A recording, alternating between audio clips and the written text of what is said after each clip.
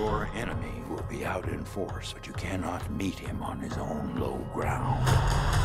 What you gonna do if one of these pictures throw through your head? Getting into the movie, overwhelmed by your performance, one of the things that struck me is so much of what Jackie Robinson went through, of course, fastballs at his head and death threats, but so much of it was verbal and emotional abuse. That's part of racism. So what were some of the more difficult scenes? Did you learn that too?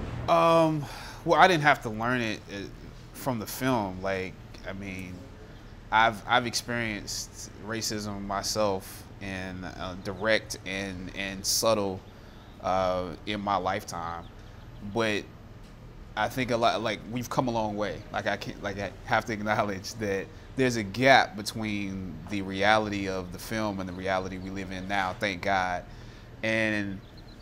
But some of those things are still beneath the surface. You know, it's really about peeling it back, the reality we have now and the context that the film creates. I mean, you have, you know, they did a great job with the cars and the clothes but then the context of those scenes,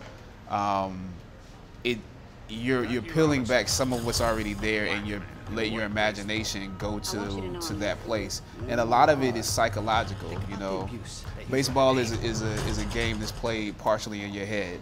That he could have been totally in his head, you know, while playing this game, because he was getting these threats, because he was worried about something that might be happening to his wife at home. That's a great point. Your character development was amazing, but also even from a body language standpoint, duplicating his stance and his running style. Can you talk about how you were able to do that so well? You know, I was given his Hall of Fame footage, and my coaches were giving his footage, and you know, we would practice, but not just practice, you know, the fundamentals of baseball, but practice them in his style, you know. So every 3 weeks or so, they would take my practices and then show me how badly I was doing. Show me how far off I was, and do that by split screening his footage with mine. Fight back? No, I want a player who's got the guts not to fight back. I'm not a baseball fan, to tell you the truth, and the part that these two men played in social history and changing the racial injustice, that I became aware of Jackie Robinson, but I still didn't know about Branch Rickey.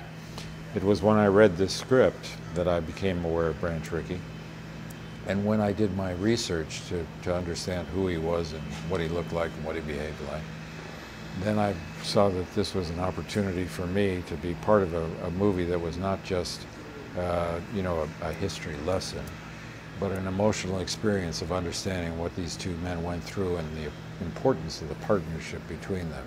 And it was a chance for me to play a character very different to what I have played in the past.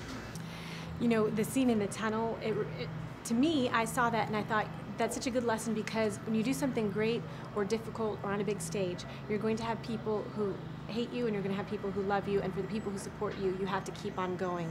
Is that something that you wanted to convey in that? Is that what you got from it? Almost every scene in the movie is underpinned by some historical source that we can look at it and say, yes, that's accurate. That really happened. The only authority for the scene in the tunnel, because it wasn't in public, was what Jackie said about it, what Branch Rickey said about it, and what Rachel Robinson said about it. She had a very big influence over the film, not so much in protecting the legacy of her husband, which obviously she's moved to do, but she was the source to the more intimate moments that hadn't been written about so much.